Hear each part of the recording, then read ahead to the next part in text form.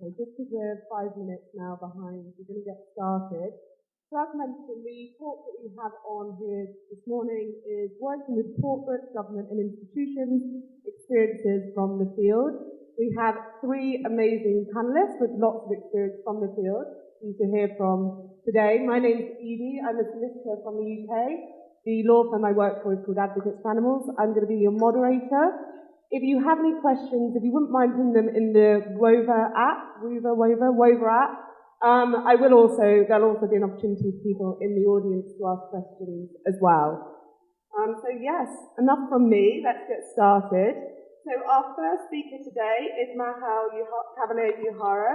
She's the regional manager at the Humane League Japan. Maho joined the Humane League in its Japan operation in 2017. Since then, she's focused on engaging with corporations on cage-free procurement policies to bring institutional changes.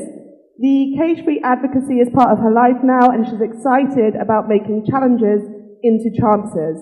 Maho has advocated for farm animal welfare and the better treatment of animals for over 2 decades in Japan.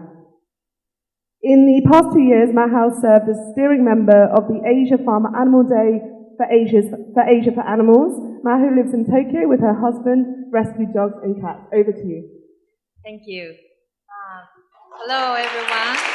There are a lot of familiar faces and new faces. Nice to meet you. My name is Maho Cavalier-Uehara Cavalier. I'm from the Humane League Japan. Thank you for the opportunity to share what the Humane League Japan has achieved and learned from our work in Japan. So, the Humane League THO Japan was launched on April 1st, 2017.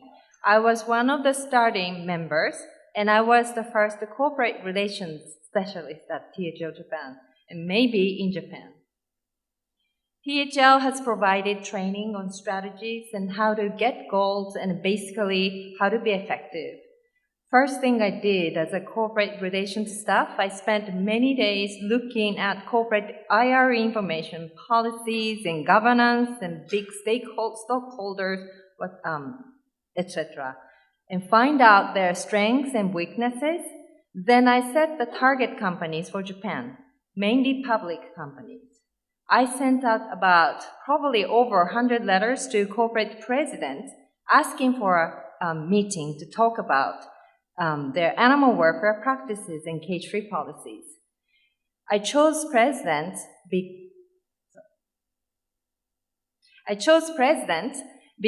asking for meeting the president because companies in Japan are top-down, so I thought it was the fastest way to get to the right person. A handful of companies responded, and that was a great start. In the past 6 years, we have made notable progress in a challenging country. From the beginning, we've been carefully, strategically presenting us to gain trust and credibility from corporations and from the society. It is because the cage-free issue needs to be paid equal attention as other social issues, such as human rights and labor issues, to bring everybody together on the table. Now I can confidently say that THO Japan is seen as a go-to expert on the cage-free matters, and cage-free has become a social issue. The timeline shows our progress and highlighted major events that happened as a result of our cage-free advocacy work in Japan, and indicated events that influenced our cage-free progress. The first commitments we secured were global corporations, Compass Group, then Costco, Nestle, Four Seasons Hotel, Hilton Hotel, and few more. We used these successful showcases for media actions to inform educate public. Now there are more and more companies in Japan have published animal welfare policies. As you can see, Nissin, Kewpie, Ajinomoto, Meiji, Lotte, Nippon Ham, and more. So these are the key players of each industry. The tendency is that corporations first publish an animal welfare policy, then more specific policy. So I see the next step for these companies is to publish their cage-free policies.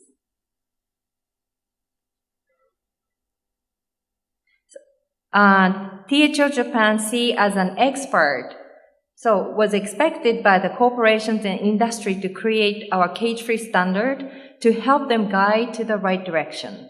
So in 2021, we created a THO Japan cage-free standard. Now, the biggest co-op in Japan uses our standard. Following the THO Japan standard, in 2022, the first private cage-free certificate was developed in Japan. THO Japan served as a core committee member for that and then created the first cage-free certificate, Eco-Design Cage-Free Certificate. So we worked with Eco-Design because they already have just certificate for organic, so they have the connection with the government.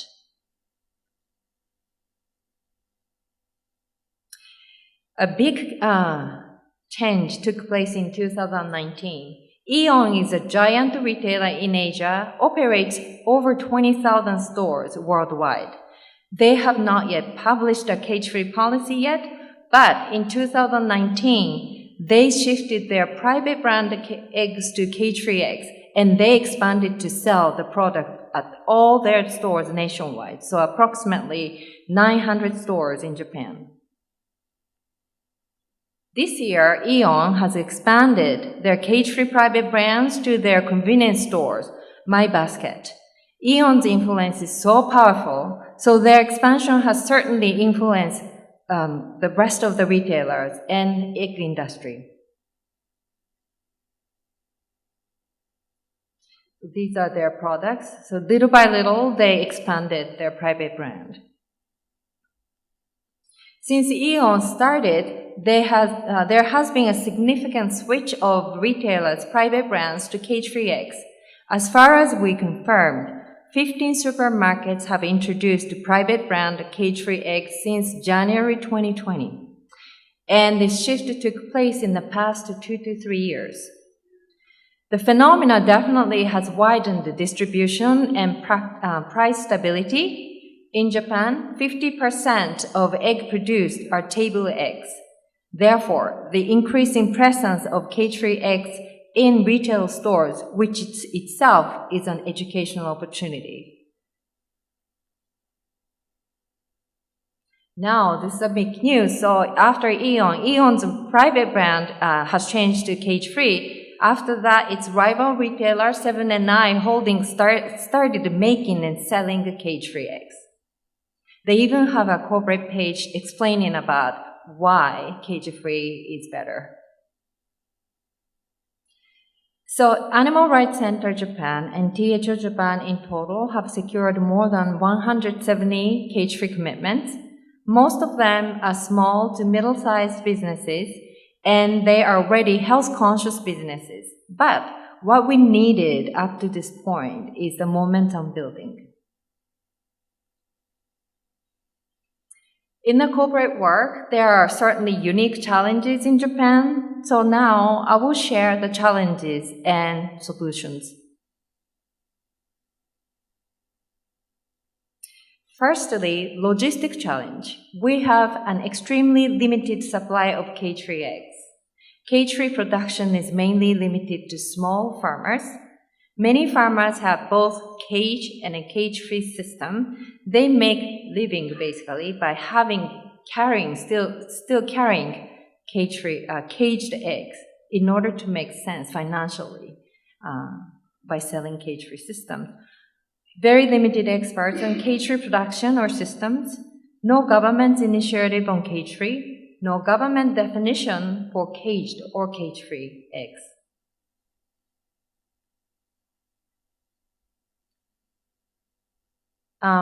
There are cultural aspects that challenge our work in Japan. Change is not always a good thing. Change is a capital letter word, and it's a big deal.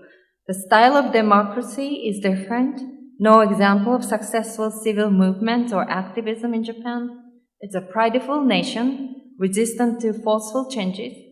Group minus, sticking out nails, hammer down. Let's look at business culture. Companies are highly risk avoidant. They will make sure all the risks are explored and addressed and solutions are prepared. Corporations spend a lot of time exploring why and how. It's a concept-first operation and not action-first. Ringi is a very important process in the Japanese business and maybe in the society. Ringi is seen as a way to ensure that decisions are made with careful consideration of multiple viewpoints and that everyone who may be impacted has a chance to voice out their concerns, disagreements, and support.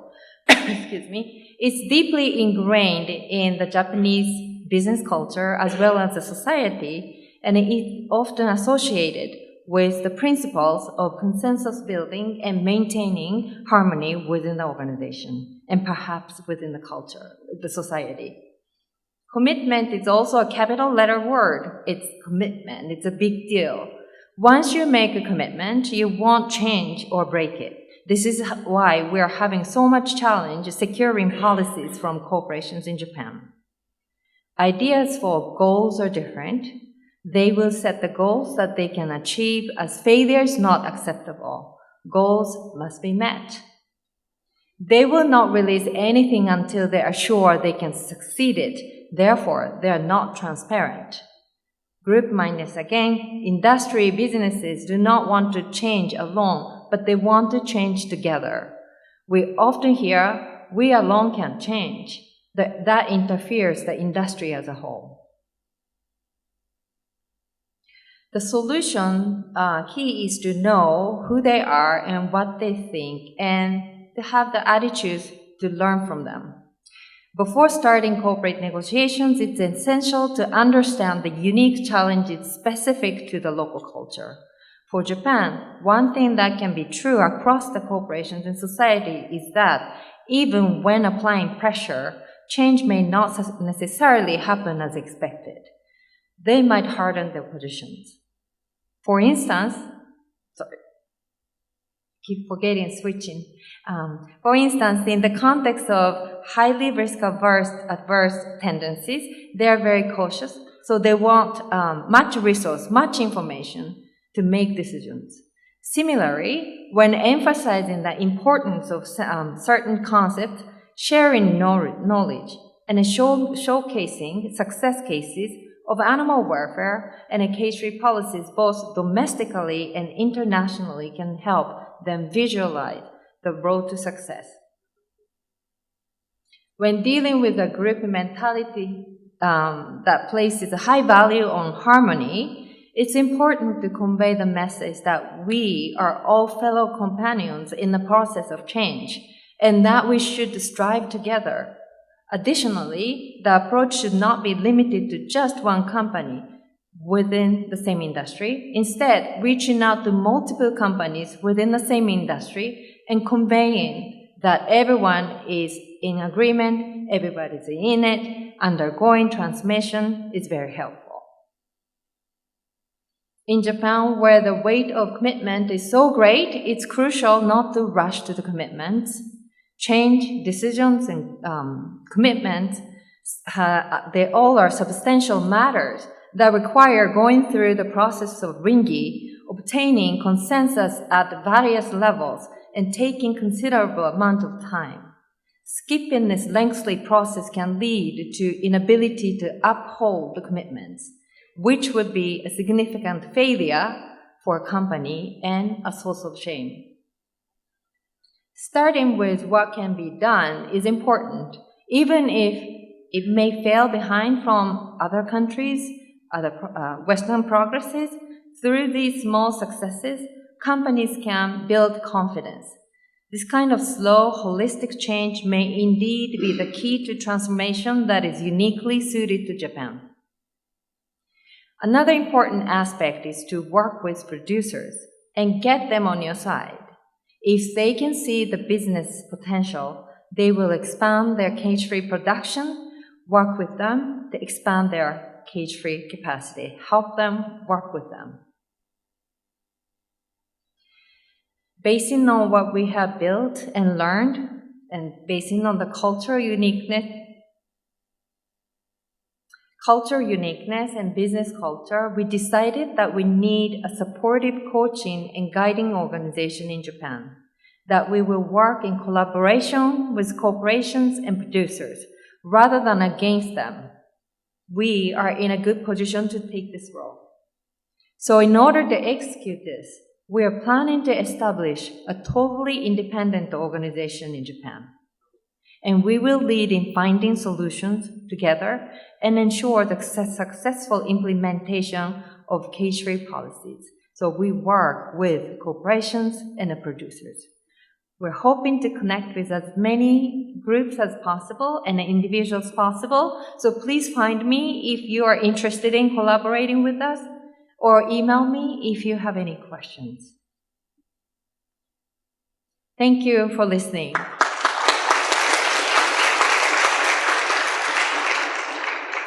Thank you. Can you hear me? Yeah. Thank you so much. If anyone has any questions, please put them in the app. We'll do all the questions together at the end.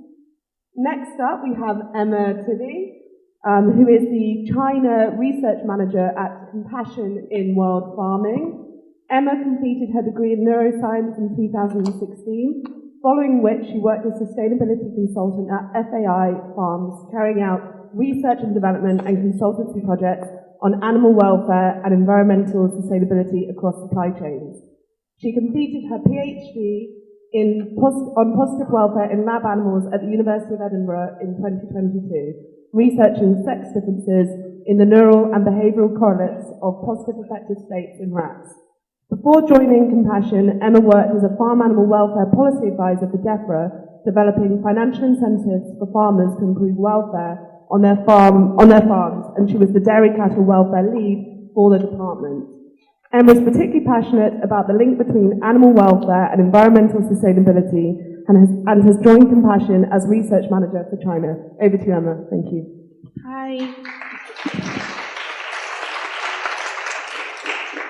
Hi, thank you. I'm Emma Tivey. I'm a farm animal welfare scientist at Compassion in World Farming, and today I'm going to be talking about delivering global implementation of cage-free commitments in egg track.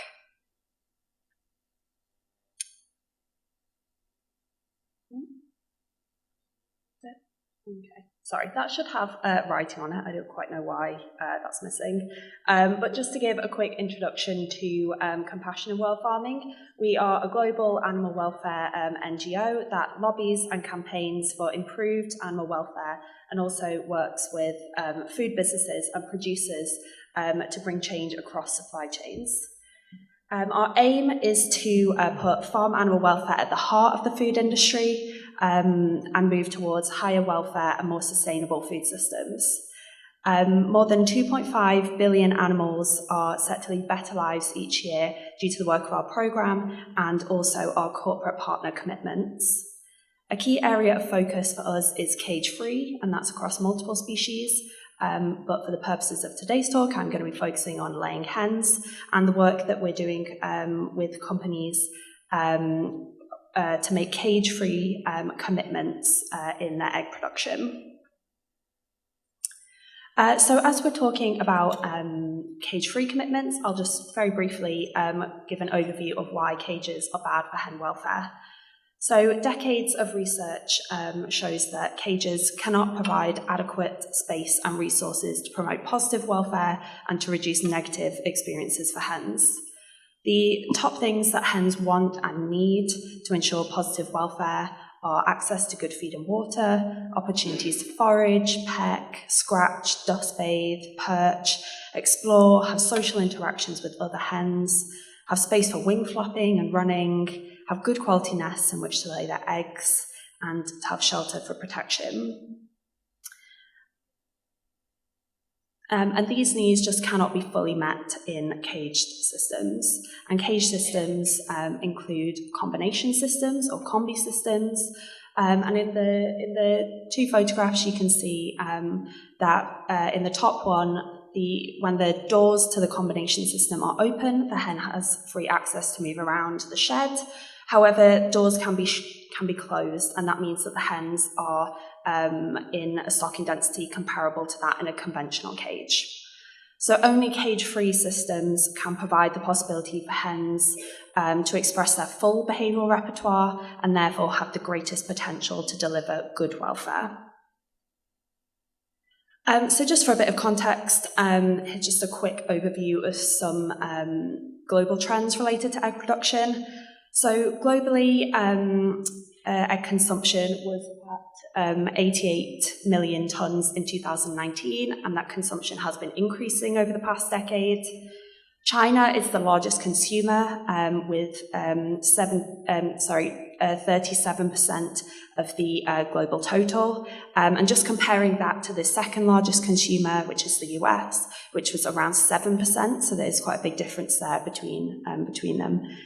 There are 7.9 billion laying hens farmed globally, and of those, 84.2% or 6.7 billion laying hens are still housed in cages. So while the vast majority of hens are still housed in cages, there is a global movement towards cage-free egg production. For example, there have been legislative changes. For example, conventional cages have been banned in the EU and the UK since 2012. And I was going to say that the EU is currently revising its, or looking to revise its animal welfare legislation to ban enriched cages, but just this week they have made a U-turn on that, which is really disappointing. But conventional cages are being phased out in a number of other countries as well. And there is increasing consumer demand for cage-free eggs globally. And this is putting pressure on companies to make cage-free commitments.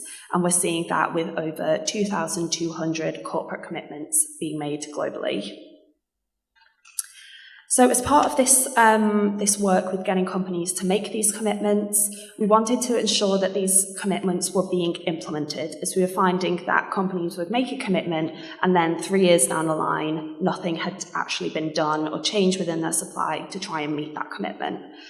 So we developed a tool called EggTrack, which captures cage-free commitments and tracks companies' progress reporting, thereby trying to encourage transparency. EggTrack is coming into its 6th year now, and it's comprised of an online tracker and an accompanying report, which gives a global and a regional overview and a breakdown of the commitments and the progress being made by companies. This year's report tracks global progress from 58 companies, with global commitments to date increasing from 47 in 2021. So this is an example of what the online tracker looks like. As you can see, you can filter by the global companies and then those with region-specific commitments in the US, Europe, and just recently added Asia-Pacific or APAC. And then you can also filter through the type of company, for example, retailer, producer, etc. So here, as an example, we have Barilla, who has a global commitment and 2 regional commitments, one in the US and one in Europe. And as you can see, they are 100% cage-free. So they're doing well. And then as another example, we have Unilever, who again has a global and 2 regional commitments, and they have met the US and their European commitment, and they are making good progress on their global commitment to their 2025 date. So through our work, there has been an increase in global cage-free commitments from food businesses due to things like consumer demand for alternatives, as well as the welfare issues associated with cage systems being more widely understood and discussed. In 2022, we had 8 new commitments, totaling 44 commitments across the world, and this covers over 100 million hens set to benefit each year as a result of these commitments.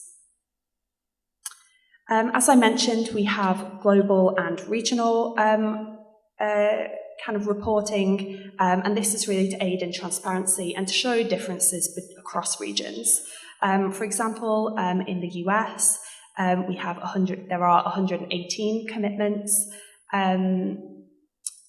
118 companies with US and North American commitments, and 79 of those companies are reporting progress. Compare that to Asia Pacific, we have 18 companies with Asia Pacific commitments, and 8 of those companies are reporting progress. So just to focus on the APAC region, it has been recently added to the report, as I said, and it is the fastest the fastest growing cage-free market. So it's really good to have it, and we should start to see more happening in businesses operating in this region. There are 2 companies in the APAC region that we have with a commitment. Pardon me. With 18 companies operating globally with commitments in the APAC region. And then just to use Australia as an example of how EggTrack can be a useful tool in the work that we're doing on cage-free with transparent reporting, there have been recent calls by industry to extend the 2036 deadline for the phase-out of conventional cages, pushing it to 2046. Saying that the 2036 deadline is too soon. But through EggTrack, we can highlight companies who are managing to transition, and that should help to motivate ones that are not making as good progress or have no commitments whatsoever, and for a much earlier deadline than the 2036. It's hard to estimate the total number of birds from caged versus cage-free systems, as it's not properly reported in official sources, but it's somewhere between 55 to 60% of hens are kept in caged production systems. So there is plenty of work to be done in Australia, and we really want them to stick to their 2036 deadline and not push it. And we can use EggTrack to track the progress and show that companies are doing it, producers are doing it, and at a much quicker timeline than 2036 and definitely 2046.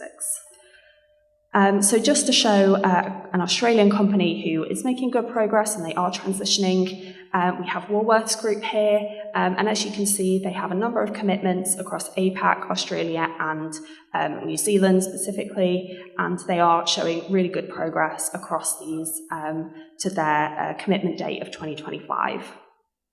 Then, as another example of a big multinational corporation, we have Allied Pinnacle. They have an Australia-specific commitment on their egg product. And while they're currently showing slow progress, it's really encouraging that big companies are making these commitments, particularly in categories like egg product, that are often more challenging than shell egg or liquid egg to push progress on due to tracing where it comes from. So to conclude, despite the vast majority of hens still being housed in cages around the world, there is a global shift towards cage-free egg production over recent years through things like legislation and company policy. But these company commitments need to be implemented.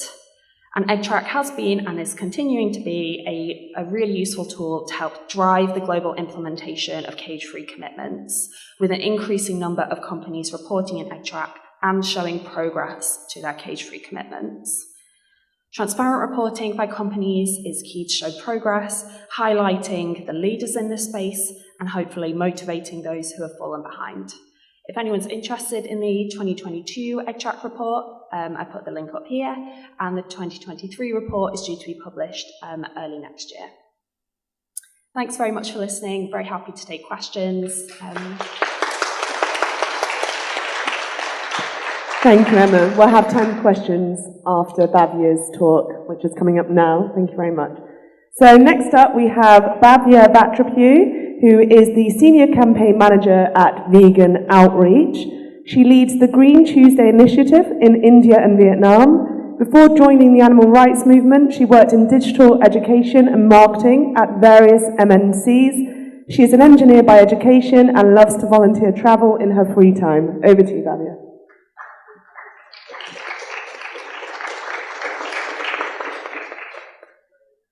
Thank you, everyone. Very good morning. My name is Bhavya Vatrapu. I'm representing Vegan Outreach today. So Green Tuesday Initiative is a reduction campaign and an institutional outreach program by Vegan Outreach. And today I would like to just share my experiences from the field in two parts. Number one, we want to tell you what is the impact that reduction campaigns can create, and specifically what impact Green Tuesday has created. And the second part will be, of course, sharing our experiences, some of the insights, some of the challenges, and how we are able to break them to get these corporate commitments and education institutions commitments.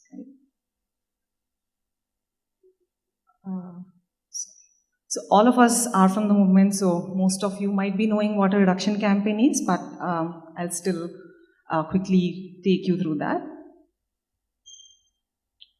So reduction campaigns are programs basically built to decrease either production or consumption of meat and dairy products. Right? So Green Tuesday Initiative works on both reducing the production and also reducing the consumption.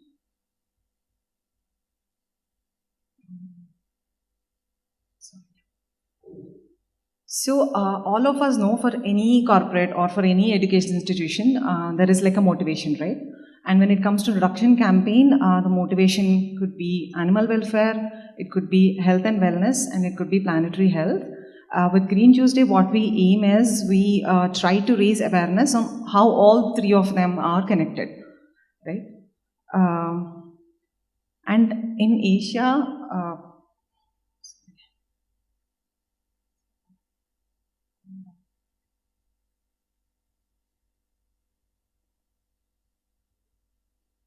yeah.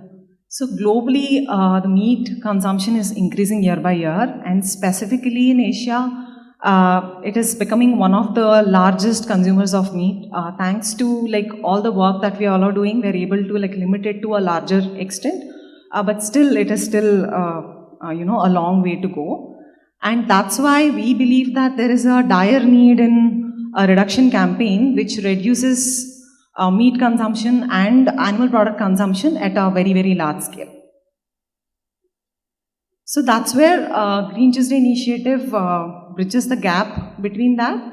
So like I said, Green Tuesday Initiative is a reduction campaign by Vegan Outreach to help institutes reduce their meat and dairy consumption in their cafeterias and on their campuses. So number one, what it does is it reduces the demand for meat and dairy, which are the biggest reasons for animal exploitation. Second, we help institutions to switch to a plant-based diet for environmental and health reasons. So it's a three-pronged approach. Number one is engaging these corporates to drive change. In a modern society, all of us are touched by education institutions, and after that by corporates and organizations, right? So we do direct collaborations with education institutions and corporates, number one. Number two is, while we do this, it automatically fosters some kind of responsibility and pushes them to take action and contributes to a societal shift towards more plant-based eating. And it doesn't stop there. We also do a lot of community building and capacity building activities, because all these students who are part of the Green Tuesday Initiative in the future goes to some corporates or government organizations to work with, and employees from these corporates move to another organization carrying the awareness that they have. And we also ensure that it is cost effective, and we all know like it's very, very important to be as cost effective as possible. Why Green Tuesday Initiative is cost effective is because we drive policy level changes. Any company that we are working with or any educational institution we are working with, the Green Tuesday Initiative implementation directly happens at the policy level. So the impact is huge and the commitment is like really on a large scale. And number two, we just discussed getting commitment is like a huge, huge thing. But once we get that commitment, it's very likely that people stick on to that commitment for years to come, and they renew Green Tuesday Initiative year on year, creating a very long-lasting impact. So just to brief it up, like how we do it, first is reduction. Reduction comes first in our initiative. So we do diet change at a policy level through Green Tuesday accreditation. Once they give the commitment, we give them an accreditation for 1 year. Next, we drive diet change through at a personal level. We do like a lot of awareness sessions. We do a lot of webinars, seminars to students and also employees of these corporates, creating a ripple effect, right? We basically say that, hey, we implemented Green Tuesday initiative at your corporate, and this is why we are doing it. So that will be like a 1 hour session, basically establishing a connect between the food we are eating and how it's impacting the planetary health and how it's impacting health. So just to quickly take you through the timeline of Green Tuesday initiative, we started in the year 2019, and that year we were able to secure 11 commitments from corporates and education institutions. And in 2020, one of the key milestones for us is securing commitment from one of the largest pharmaceutical companies. You will see the names of the companies and education institutions in the later slides. In 2021, we had one more significant milestone, which is Tech Mahindra, which is a huge IT giant based out of India, committed to Green Tuesday initiative, and they went meat-free on Tuesdays. By 2022, we were able to expand Green Tuesday initiative to 8 different sectors, and in the future slides, I'll also show what are the different sectors that we are currently working with. And 2023, it's going very well so far. We have some of the largest public universities partner with us. We have some of the largest multinational companies that partnered with us. And in February, the e-PRIX, which is the Formula E, that happened in India for the first time. And we were able to serve 90% vegan food in that event as well, and we were able to partner with them successfully. And this year, again, they are going to do, and they already committed that they are going to implement Green Tuesday initiative in the event this year as well. So just to take you through some of the numbers, this is till 2023, start of 2023, so now the impact is much more. So far, we are able to reduce 1.5 million kgs of animals, which converts to 3.3 million pounds of animal products we were able to reduce. We were able to achieve this with commitments from 40 plus institutions, which includes both educational institutions and also corporates. 70% of Green Tuesday initiative partners renew with us year on year. And then with this initiative, we were able to touch close to 2 lakh people, whether it's participation through Green Tuesday initiatives or so many of them were part of our awareness activities. And I'm so glad to announce that Green Tuesday initiative is now like a global movement. We also expanded that to Vietnam. I remember in the morning, like when they said Vietnam as a country, we got the biggest shout. So I'd love to meet you all and see like how we all can collaborate and expand Green Tuesday initiative to Vietnam as well. So these are different sectors of, educational institutions, government entities, IT companies, service companies, pharma companies, tourism and hospitality sector, and manufacturing companies. So all of these are part of Green Tuesday initiative. And here are some of the logos of our partners. Some of the well-known names here are like Tech Mahindra, Hetero, which is the largest pharmacy company in India, BITS Pilani, which is a very reputed education institution in India, and some of the other logos you can see on the screen. So coming to sharing some of the challenges and how we are able to overcome them, right? The number one challenge that we always feel we face is serving sustainable food. All corporates and education institutions usually have some, environment-related goals and, sustainability goals. But somehow still serving sustainable food is still not in their KRA. So that becomes really challenging for us to raise awareness first, then like pitch and then take like a commitment. Second, one of the biggest challenges we feel like, especially in India, is institutions and these corporates want to remain neutral, right? Especially because food is highly politicized in India, so they don't want to take any action when it comes to making changes in the food they serve. Next is, sometimes we also face that there is resistance coming from students and employees also, that, any change is not usually encouraged, right? So that is one of the next challenges that we face. And after introducing Green Tuesday initiative, sometimes it becomes really difficult to ensure that they are continuing it. So some of the insights and best practices we follow is, we identify fundamental interests. Say, for example, let's take the case of Pondicherry University, who signed Green Tuesday initiative pledge with us. Their fundamental interest was making the campus more green. On their website, for example, they had like a whole page dedicated to what are the initiatives that they are taking to make the campus greener. So we try to fit Green Tuesday initiative there because it also matches their interest, right? So doing a lot of research before approaching these institutions can help, because end of the day, anybody who's working in a corporate or an education institution, right, they also have some goals set at the start of the year, and then 90% of the focus will be to reach their goals.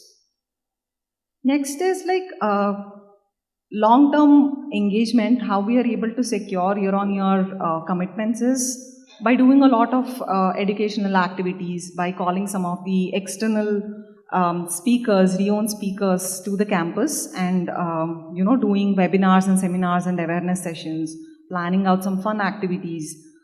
For employees, say for example, we organize cooking competitions and all, vegan cooking competitions and all, so that like all of them come together as a community and understand the cause better. And one of the main insights that I want to pass it on to all of you is making it operationally easy is like very, very important. So we on the other side, we have to take like one step extra in providing a lot of resource materials. Say for example, from where these corporates, if they want to replace chicken today with like something else.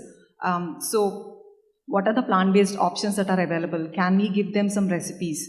Can we train their kitchen staff?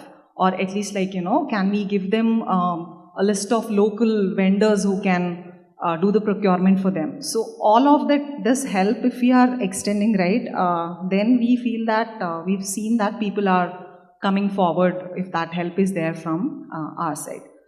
And making it operationally easy is like very, very key. Luckily, there are a lot of plant-based options which are traditional, which are local to any country that we can talk about. There are local, traditionally available, accidentally vegan options, which people can relate easily. So it's always important that we make it easy for them so that it can sustain in the long run. Okay. So some of the best practices here are identifying the target institutions. We just have to agree that not all organizations might be our target institutions. So it's important we create like a huge database. In general, like what we've seen is, say for example, we reach out to 100 corporates or institutions, 10 of them come back saying that, okay, we're interested in listening to you. And maybe one of them will commit to the changes that we are suggesting. So it's important that we don't get discouraged. So you have to maintain like a large database is like a very key takeaway. Use project management tools to organize your work better and to track all of these leads better. And while introducing need reduction campaigns, it's also important to identify the right person or the right team that does like, that takes decisions like this within the corporates. So say for example, in some organizations, corporate sustainability team or corporate responsibility team usually takes care of such things. In some manufacturing related organizations, HRs usually take such initiatives.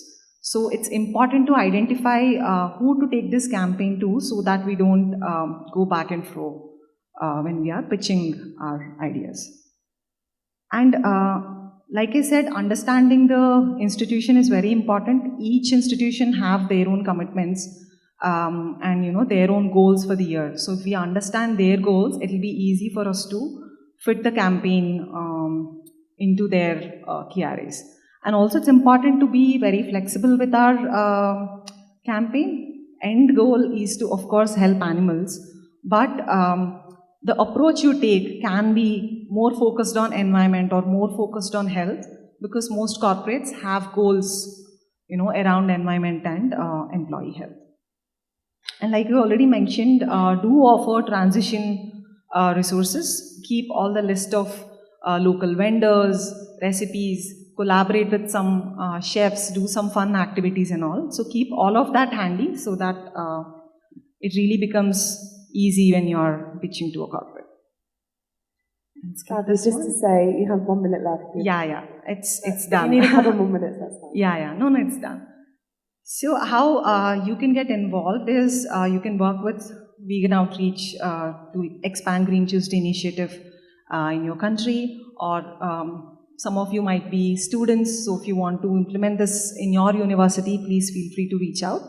And if there are any philanthropic organizations, of course, we are always looking for grants to expand Green Tuesday initiative to new countries and to expand the impact. And we also have like a DIY handbook. Maybe I'll leave that on the app that we all are using. So if you want to implement more vegan options, bring more vegan options to your local restaurants, you can use that handbook. So that is all from my side. We have like more deep dive into Green Tuesday initiative over our annual report. You can all scan it if you want to read more about this. So thank you. Love to take any questions if you all have. Thanks. Thank you so much. That was fascinating. So thanks again to our 3 speakers. We can just give them one more round of applause.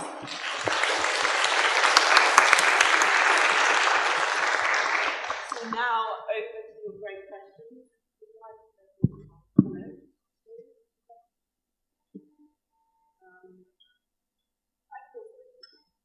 I don't know, do you get this song? No. If not, I think I can shout louder. That's not a problem either. Now, over to the app, but we will have an opportunity to go into the room as well. Oh, thank you. So, I think this first question, I'd actually be really interested to hear all 3 of your thoughts on this first question. It's received a lot of upvotes, so let's see what you all think about it. So the question is, cage-free eggs and increasing welfare also improves the quality of eggs produced. Will this help mitigate egg consumption or increase it? And how will that affect hens' welfare and farming overall? So I'd be really interested to hear all 3 of your thoughts on that.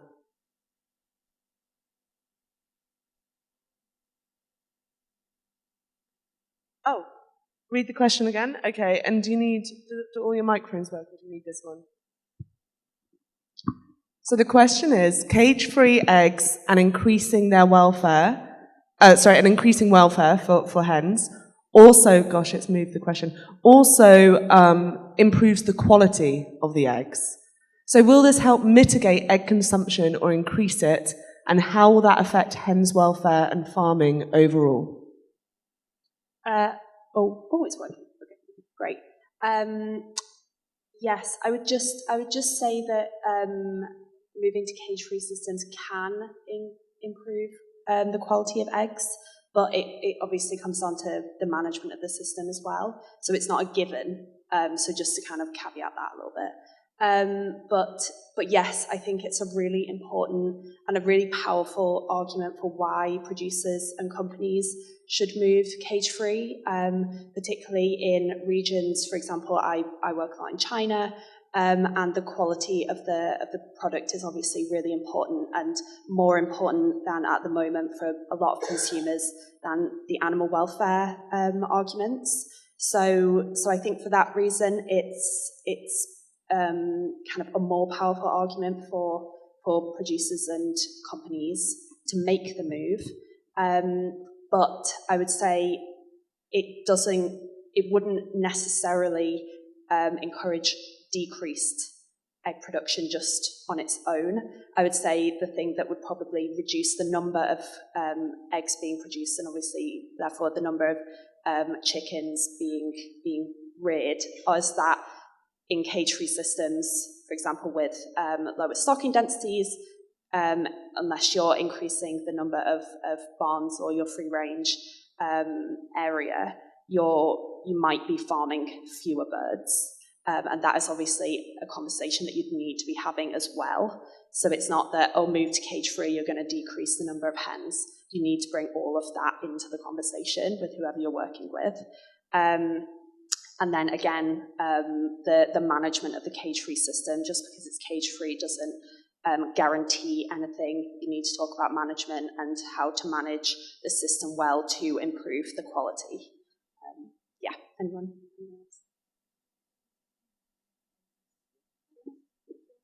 Sure. Yeah. I think I agree with you. And so cage-free eggs prices are more. In that sense, people have to pay more, right? So there are less sales at this point. So it's possible that mitigate the consumption maybe momentarily, but I think it's all about, even though you go to cage-free farmer, there's a number of different kinds of cage-free farmers, and the key is the management and experience and techniques. And at this point, we recommend the aviary system, but in Japan there is no pellet rearing system that are applicable to aviary system. So you see more keelbone fractures or sickness, injuries of birds. So they use that as an argument to go against, well, we can't do cage-free. But just additional comments. Yeah, I feel the awareness is also raising a lot, with the work that all of you are doing, and, with on social media also, like every day, like we see why we should like reduce consumption, or, why we should shift to plant-based food. So I think that also helps. Awareness helps in managing the consumption as well. Thank you. 3 great answers.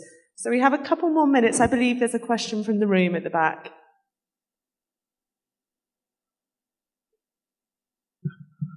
Hi, I'm Pishu from the Malaysian Vegetarian Society. My question is directed to Bhavya. Excellent presentation. Thank you. Any plan? I noticed the strategy, there was a very well-planned strategy to reduce the consumption. Is there any plan to train vegetarian or vegan activists to think like you all? Because I think we are doing things, each society or each organization is working on its way. We come to many conferences and we are actually preaching to the converted. So how about strategy sessions where activists who are working can be more focused and more concentrated like what you all are doing? Thank you. Thanks a lot for the question. We also had that in mind. We also thought that it's one of the key things to do. So we developed a book, DIY Handbook, which engages all the volunteers and activists across anybody, anywhere in the world can use that handbook as a resource material. All the 6 years of our learnings, we kind of collated in just that one book, which helps activists and volunteers to think about reduction campaign and, get it implemented locally. We are also like rolling out like a lot of training sessions and webinar sessions online. For each session, at least 10 to 15 volunteers enroll with us. We take like a couple of hours workshop to them on, and we try to empower them with all the knowledge that we have, so that, they can take the movement further. So I hope that answers the question. Do either of you have anything to add or not for that one? Okay, great. I believe we have a question in the room, but let me just do another question from the app as well. So the question is, corporates also echo the culture and politics of a nation. How do we tackle this block to be able to engage and create tangible change in policies and laws? That's for everyone. I can take that first. So, like I mentioned, that's one of the major challenges that corporates and educational institutions wants to remain apolitical. They don't want to make much changes, so that they don't raise any voices within the employees, and they want to maintain very neutral when it comes to changes like this. But what we observed is approaching these corporates with an environmental angle, because that's what like unites all religions, all cultures, right? So go to the corporates with the environment angle. Of course, then once we have the commitment, we can always raise more awareness about health, more awareness about animal rights. But this approach really helps in breaking the ties between corporates and veganism. I really should have someone from the Compassion campaigns team here to answer this question. But from my experience, obviously lobbying, campaigning, so trying to meet with representatives from the government, I'm kind of just, my experience mainly is with the UK government, which I'm sure many of you know is very challenging at the moment. I would say that one example that Compassion, in collaboration with a lot of other NGOs, have done recently with the European Commission was the ECI, so the European Citizen Initiative, where we had we gathered signatures from a lot of European citizens and took that to the Commission. So that has it was very powerful. I don't know how much is going to come of that at the moment with the revision of the EU legislation, but that again is showing that that consumers, citizens, members of the public are really concerned about animal welfare, and they want to see change happen. So yeah, I would say that, and try and meet with representatives, and yeah, get your foot in the door that way, but it's hard. Thank you. While the member of the audience wants to go over to the microphone, would you like to walk over to the microphone? I don't know if there's a roaming mic. I think there's a microphone there, if that's okay. Just while you're making your way over there, Maho, I have a question for you from the app. What was the hook that got you the meetings with the corporates in Japan? If you want to answer that. Yes, yeah. Well, in the presentation, I mentioned about sending a bunch of letters to president. The reason I said the president usually, well, a couple of companies told, oh, you send letters to our president, how dare you, But they moved, they moved quickly. I think that's the hook, the first hook, that's the first year. And then from there, in a way for the companies to manage any risks of getting attacked, so they make sure the conversation, engagement, that's one thing. And then more, so we started company, talking to one corporation, and then the same industry, next question, such and such is doing, such and such is doing, let's do it together. That kind of narrative seems to work. And also, there are a bunch of things I tried. I went to open conference of businesses, and some are, let's say, Eon, sustainability managers talking. I go there and then exchange business cards. I've done a bunch of things, and I connected with the producer that helped me to connect with their clients. So those things like networking really helped, but up to that point, you really have to connect with any stakeholders possible. Okay, thank you. Really interesting. I believe the mic is making its way around to you now. So don't worry. Oh no, it's coming. Thank you. Sorry. Yeah, thank you. So I'm from the Vietnam Animal Welfare Association. I'm a vice president. So I'm just quite interesting about the cage-free chicken and cage-free egg. And in Vietnam right now, we also have pay attention about the cage-free chicken strategy. But in fact, that we have a problem. But how about the certification? Because in fact, that certification in farm.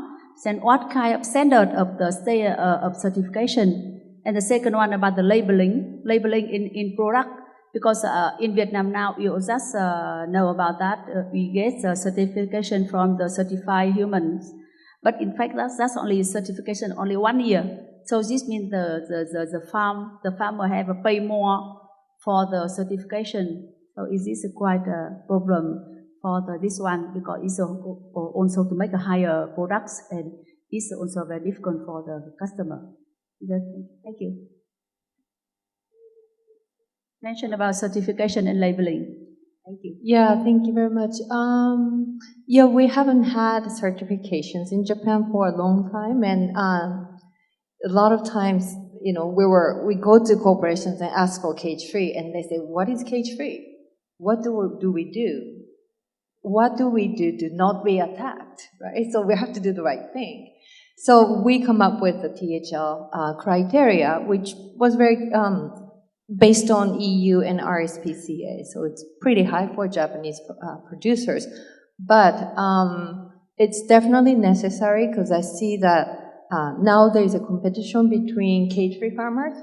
Someone is flat floor, you know, cage-free system. Somebody is, it's called single tier or aviary or organic, free range. They all are cage-free, and then now are competing, right? And also retail, when you go to retailers, oh, there is a free range, there is cage-free, which should we buy, which is better for hens? Consumers don't know. So that's why we created a certification. But government is not going to create one. What we were trying to do is to make a case and then have producers get bunch of producers get the certificate and then bring to the government to introduce, hey, these are, you know, sensible. Please implement in Japan. Yeah, it takes lots of, again, connection and, you know, foundation building, but I think it's definitely necessary. Thank you. Just to say, this is the last few minutes, so if you two wouldn't mind just finishing off, that'd be great. Yeah, I would just say that yes, labelling is challenging. I think most countries labelling is really, really difficult, and having a good label, having an effective label is so important for the consumer to then know what they're buying. One of the things that Compassion in World Farming has done is we have Good Farm Animal Welfare Awards. So it's an award program that we have specific criteria for each award. So the one for eggs is called the Good Egg Award, and the producer or the company can apply for the award, and if they meet the criteria, then they get the award. And something that is really useful with the awards for the business is they can use that to then market their product on. So if there's not a label, it's not a labeling scheme, it's not a certification scheme, but at least it's a symbol that this is a higher welfare product. So I can talk to you a bit more about this after this session if you'd be interested in hearing more about that. But it's worked quite well in other countries. Okay, well, sadly, that's all we have time for now. The speakers will be around if you have any more questions. But otherwise, join me in applauding our speakers one more time and enjoy the conference.